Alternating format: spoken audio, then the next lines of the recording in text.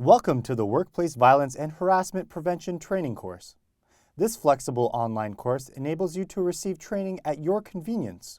You can start, stop, or pause the course at any time. This course is intended to raise awareness and educate staff regarding the important issues of violence and harassment at the workplace. The board is committed to maintaining a workplace that is free of violence and harassment while meeting all legislative requirements. Today's training will cover an introduction to workplace violence and harassment and its impact, the applicable legislation and its requirements, workplace violence and harassment definitions, types and risk factors, and board protocols for reporting and investigating violent incidents and harassment. The fact of the matter is that violence and harassment are serious issues and affect us all. For victims of workplace violence and harassment, there are serious consequences, including high emotional trauma, stress, and possibility of physical injuries.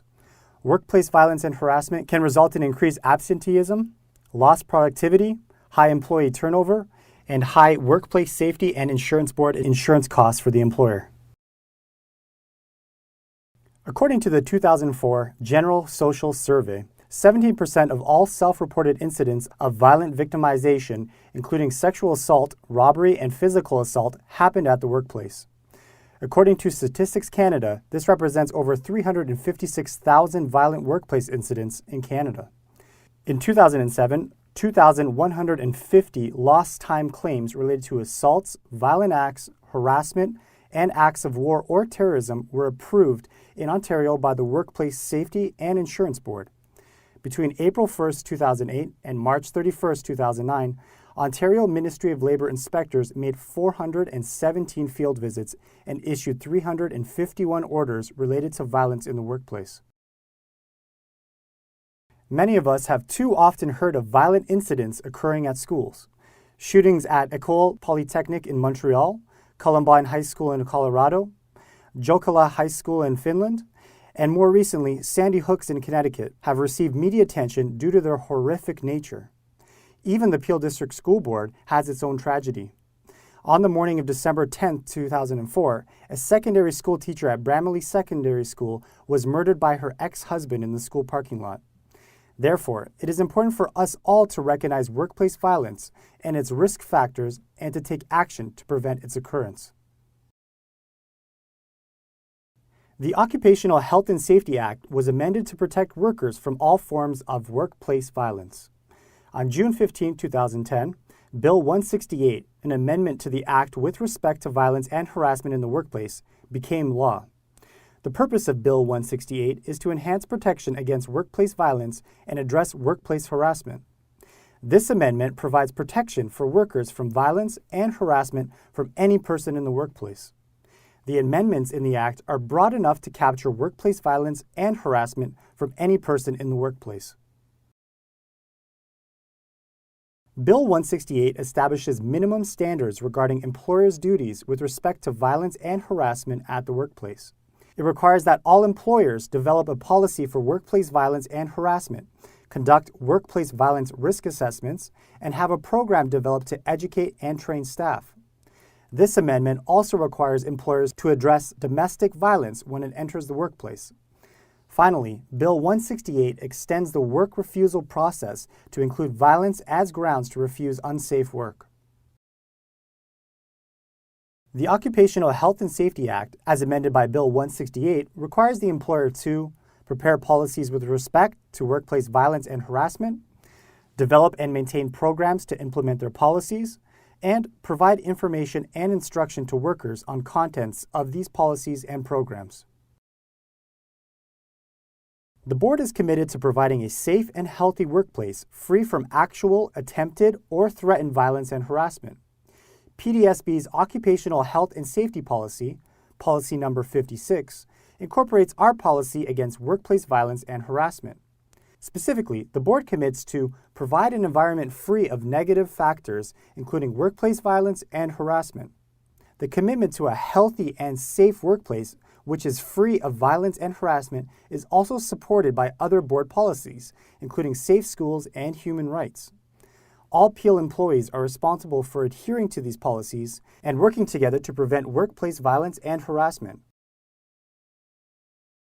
Workplace violence and workplace harassment programs should include how to report incidents of workplace violence and harassment, set out how the employer will investigate and deal with incidents or complaints, include how to summon for immediate assistance when workplace violence occurs or is likely to occur, and include how to control for risks identified in assessments.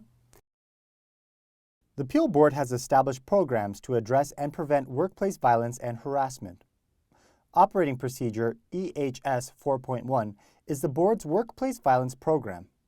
Similarly, EHS 4.2, the Board's workplace harassment procedure, outlines the program for harassment-related issues.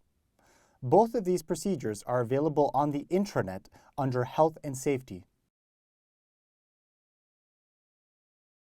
Recognizing a workplace hazard, such as violence, is the first step in overcoming it. Risk assessments are a process of evaluating an identified hazard to determine its probability and severity.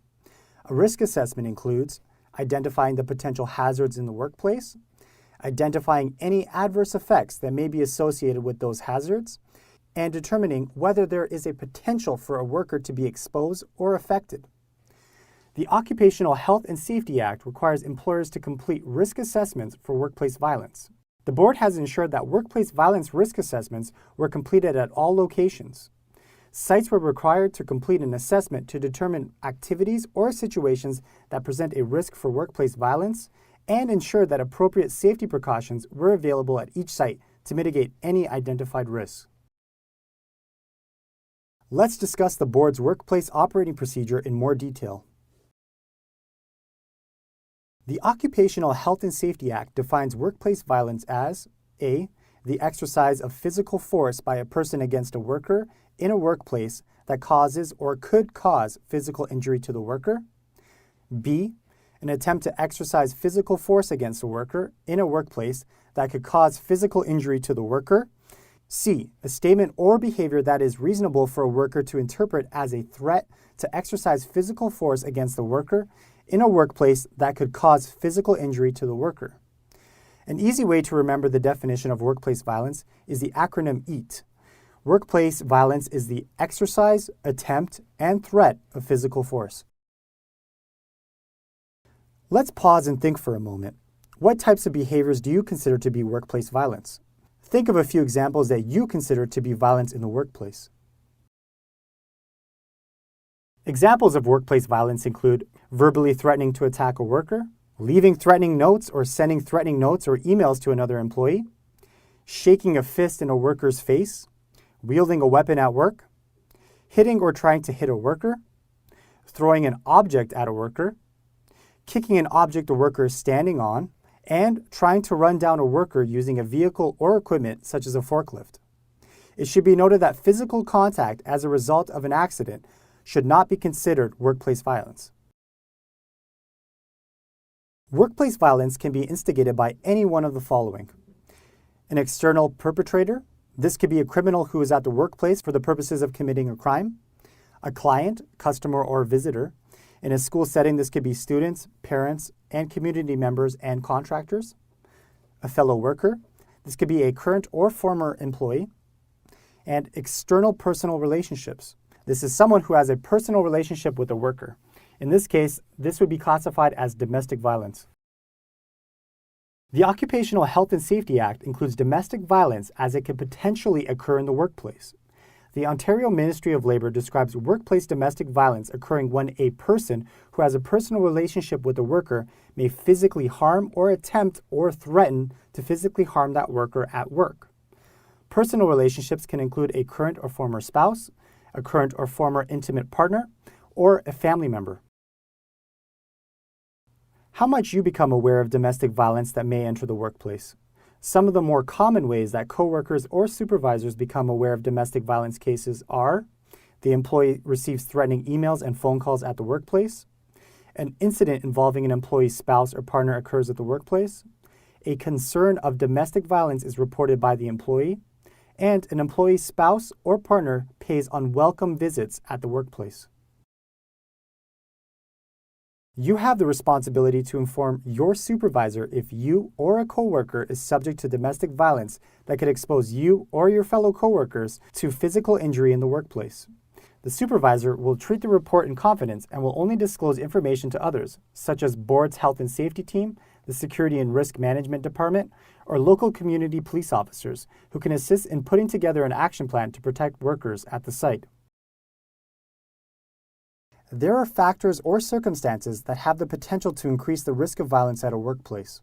These include, but are not limited to, handling cash, protecting or securing valuables, transporting people and goods, a mobile workplace, such as a vehicle, working in a community-based setting, working with unstable or volatile clients, working in a high-crime area, working alone or with just a few people, contact with clients, and working late at night or during early morning hours. Let's talk about how you can minimize risk factors for workplace violence.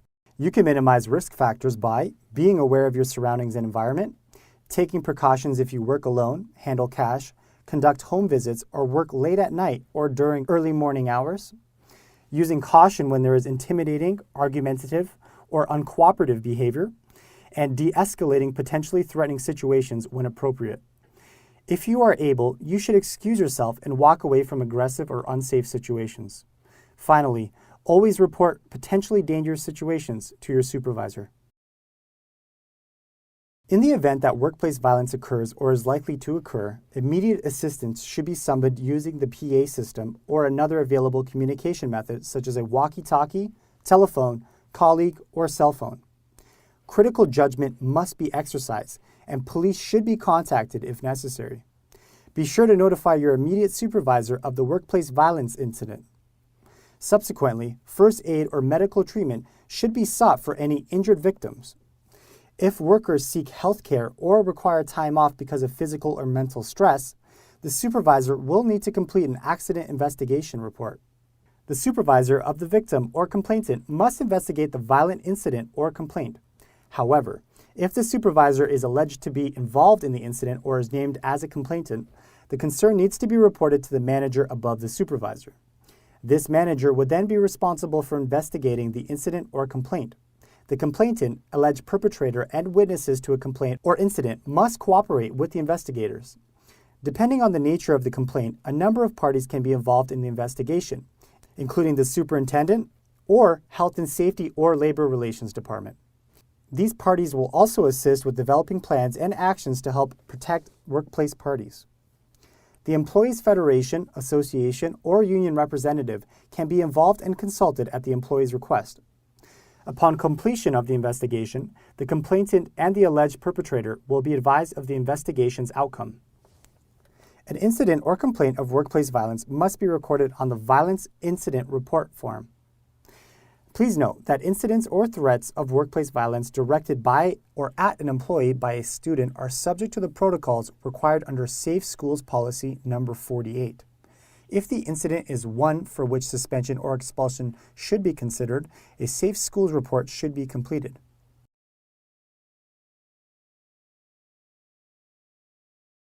You have the right to refuse work if you believe you are at risk of workplace violence. In this case, the normal process of work refusal as outlined in the Occupational Health and Safety Act is followed. You would need to report your work refusal to your supervisor, who will need to investigate. The board's health and safety team and your union or association may be involved in the investigation. During the investigation, you will be required to stay in a safe place and be available for questioning. If the situation is not resolved, the Ministry of Labor will be called in to investigate and make a decision. Some workers, such as nurses, firefighters, and police officers, cannot refuse work if the danger is a normal part of their job or if refusing work would put someone else in danger. Similarly, teachers have a limited right to refuse work. While the Occupational Health and Safety Act grants teachers the right to refuse unsafe work, Regulation 857 requires a teacher to ensure the health and safety of a pupil is not in imminent jeopardy prior to enacting a work refusal. Now let's talk about workplace harassment. Workplace harassment is defined in the Occupational Health and Safety Act as engaging in a course of vexatious comment or conduct against a worker in a workplace that is known or thought reasonably to be known to be unwelcome. A vexatious comment is one that is made without reasonable cause or excuse.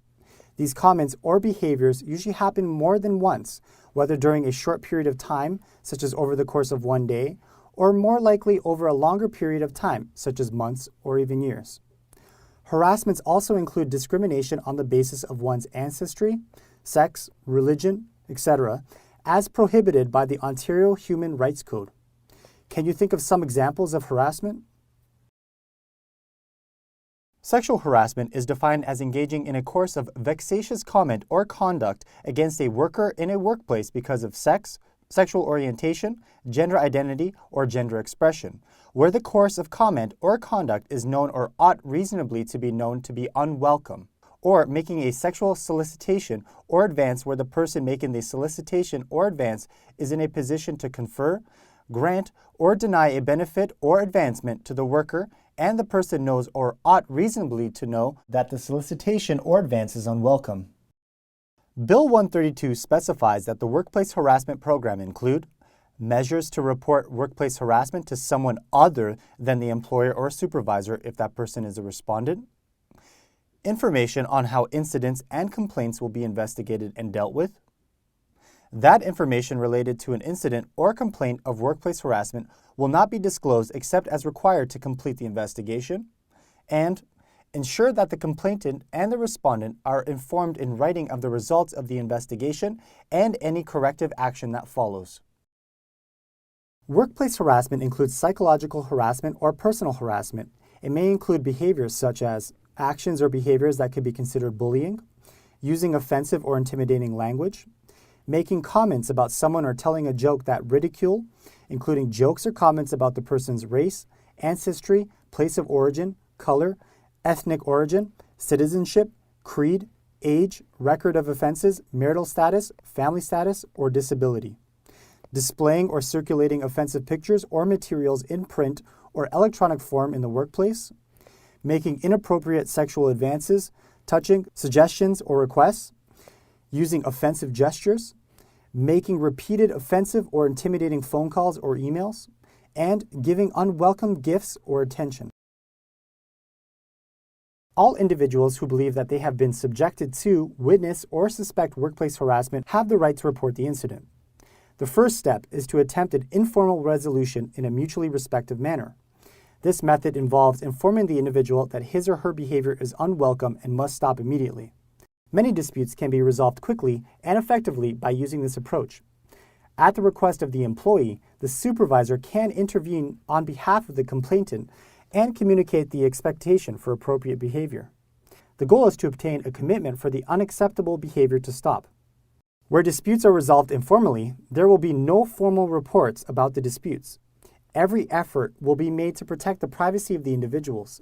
However, it should be noted that when the complainant and respondent are both teachers, the complainant must meet the reporting obligations of Section 18(1)(b) of the regulation made under the Teaching Profession Act. When the informal resolution process is inappropriate or ineffective in addressing a workplace harassment complaint, a formal resolution process must occur.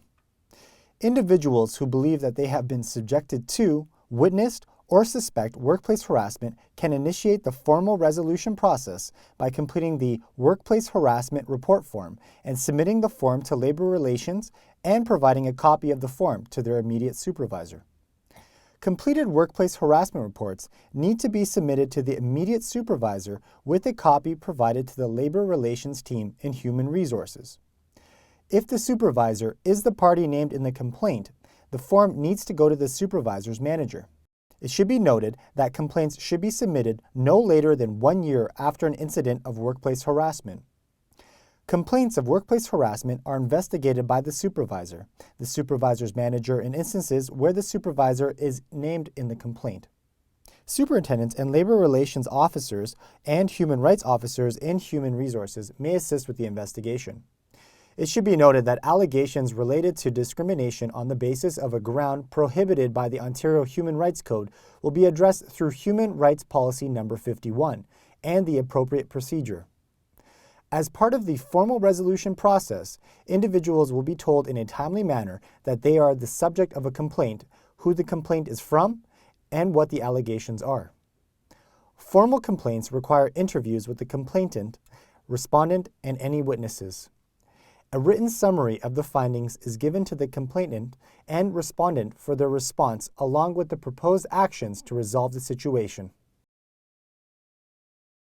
Let's review reporting processes for workplace violence and harassment. Workplace violence reports need to be reported using the Workplace Violence Report. If the violent incident involves student action where disciplinary action should be considered, Safe Schools Policy Number 48 must be followed. In the case of workplace harassment, in situations where formal resolution is being sought, the workplace harassment form should be completed. If the harassment is classified as discrimination under the Human Rights Code, Human Rights Policy Number 51 will be followed, rather than the board's Workplace Harassment Operating Procedure. In circumstances where a worker seeks medical treatment and/or takes time off work due to physical or psychological injuries, the board's Accident Investigation Form needs to be completed in addition to reporting form for workplace violence or workplace harassment. This concludes our training. Here are some internal resources which you may want to review for further information. Here's a listing of external resources that can be found at the Ministry of Labour website. The link to Ontario's Health and Safety Associations is also provided. Please continue on to learn how you can receive a certificate for the course and ensure that your completion is recorded. Thank you for completing the Workplace Violence and Harassment training. Please go to your My Site page and click the Action Required link so you can confirm your training and print your certificate.